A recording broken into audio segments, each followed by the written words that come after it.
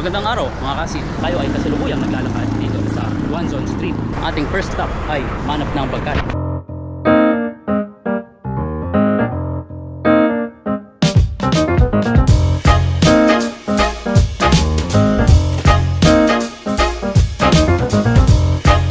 Doon na tayo kumain. Gusto ko tignan yung iba sa labas kaso lang mainit. Sipatin na lang din natin.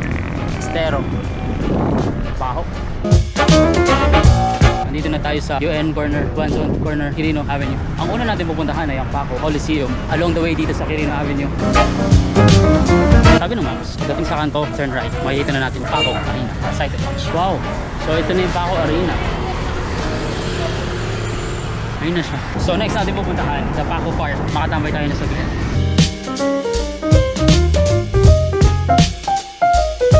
Wow! Meron ako nakita dito ang Chinese temple. Ganda. Oh.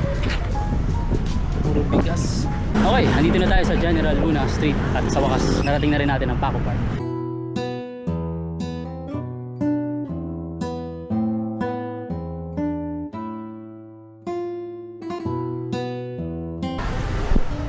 Ganda. Paco Cemetery siya kasi mga puntod. May nakalagay pa doon. Itong buong gilid na to. Paikot na gano'n. Mga puntod siya. Maikutin natin.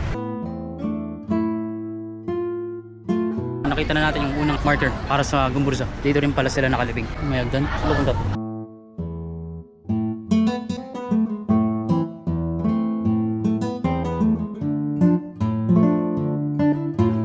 Nakalibingin ng mga baby.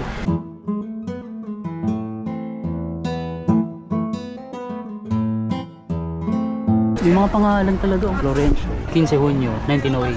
1 year old and 4 months. Bata. So ito yung exact spot kung saan nilibing initially si Rizal. December 13, 1896. Dito nilagay mga labi ni Gato si Rizal. Binantayan ng 15 araw. Pagkatapos noon, hinukay ulit yung mga labi niya. August 17, 1898. Nilagay muna yun sa bahay na nanay niya sa Estrao de Binondo. Tapos, noong 1912, nilagay na yung mga labi niya sa Luneta.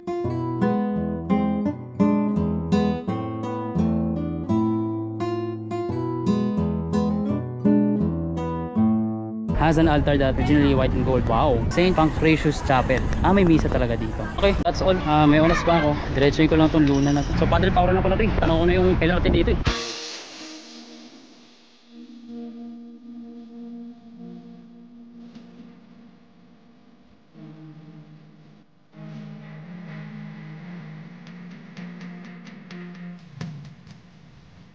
Dito na pala ako sa UP Manila. Hindi ko pa na malayan. Nasa kabila lang pala yung PTH. Ito, mapunta pala tayo ng Robinsons Manila. Lamig. Grabe laki nitong Robinsons na to. Pag ganun, meron pa.